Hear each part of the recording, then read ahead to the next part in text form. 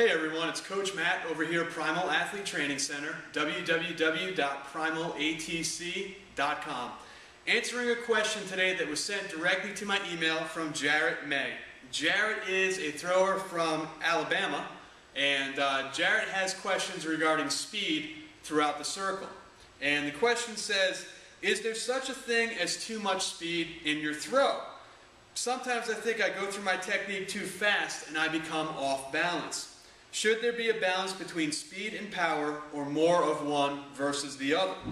And Jarrett, Jarrett, this answer is for you. Now, one of the things that you have to realize when you talk about power is, I like to define power in its simplest form as power is basically strength plus speed. It's being able to move something heavy very fast.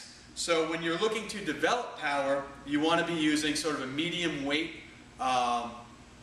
Like say this bench right here is 135 pounds. If your max was around 250, 260, you would do this as fast as you possibly could. Something around 55, 65% of your max as fast as you possibly could to produce that explosive power. So speed is something that actually makes you more powerful. So in that case, if you want to be more powerful, if you want to have further throws, if you want to throw a lot better, you need to incorporate speed. So to answer your question, there is no such thing as too much speed. However, there is a caveat, there's sort of a catch, and you touched on it. If you're using so much speed that your balance is thrown off, that your technique and your form is completely thrown off, then yes, you need to slow it down a little bit. And here's what I'm talking about.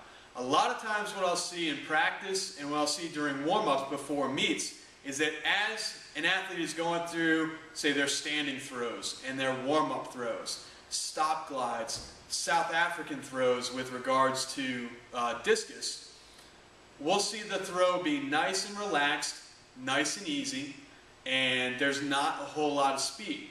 And the throw will look great, the warm-ups will look great, and then as soon as they get in the circle, they try to incorporate a ton of speed. They go like a bat out of hell and try to throw that thing as fast as they possibly can. But what happens is the balance gets thrown off, their timing gets thrown off, their form, their technique will get completely thrown off, and it'll end up being a really bad-looking, really ugly throw that doesn't go as far. A lot of times they throw further in warm-ups than they did during the actual meet. When they incorporate speed, they're not ready for that amount of speed, and it throws the entire thing off. Their entire throw is basically just a mess and ugly. So what you have to look for, what you really have to work for, is how to incorporate that speed correctly. Now, if you go too fast, and this is something to think of, if at the beginning of your throw, in the back of that discus circle, or in the back of the hammer circle, or the shot circle, or in the start of the javelin runway, if you go at your top speed to start out with, there's only one way to go, and that's down. If you start out as fast as you possibly can, you're only going to go slower as you proceed through that throw. So you have to start out and accelerate. And a good way to think of this is like the gears in a car. If you've ever driven or been driven in a stick shift car, there's 5 or 6 speeds. There's 5 or 6 gears. First, second, third, fourth, fifth, and sometimes you see a 6th gear. And you have to think of it this way. If you're a beginner thrower, you have to start at 1st gear, move into 2nd gear, and by the time you hit the end of your throw, you're in 3rd gear. You are accelerating without a lot of speed. As you get better, you're going to start at 2nd, proceed to 3rd, and then 4th gear. So again, you're adding speed. You are adding speed, but you're not doing so at the loss of any acceleration. You're going from slow, medium, fast. And then maybe you move into medium, fast, faster. And then fast, faster, fastest. And then faster, fastest, and then your ultimate beyond fastest top speed. There still needs to be acceleration. So speed is good. Speed at the end of the throw if you're leading into it with a great acceleration. So hopefully this answers your throw. Basically, you don't want to just throw speed into your technique, into your form, at the loss of that technique and that form. You don't want to throw in so much speed that it throws off your entire movement, that it gets everything off whack, and you actually end up hurting yourself more than helping yourself.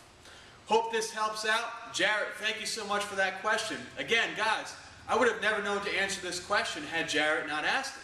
So if you have questions like this is a question Jarrett thought maybe I'd answer by email by a couple of sentences, just a really quick email back to him, but it's something I could do here, answer on the site, do a video, explain it in detail for everyone out there to see. So by Jarrett asking his one question, he's able to help out the thousands of people that come to this site every day to check out these videos and to read this blog. So make sure if you have questions, you email them right to me. My email address is on the website. A contact form is on the website. You can leave your questions under the YouTube videos if that's how you're finding us. No matter what, I get them delivered right to me. I'll get them answered here on a day-to-day basis. And I do it quickly, guys. Usually about 1 or 2 days turnaround. Get you out in the circle, have you throwing better, and improving your throws on a daily basis. Hope to hear from you soon.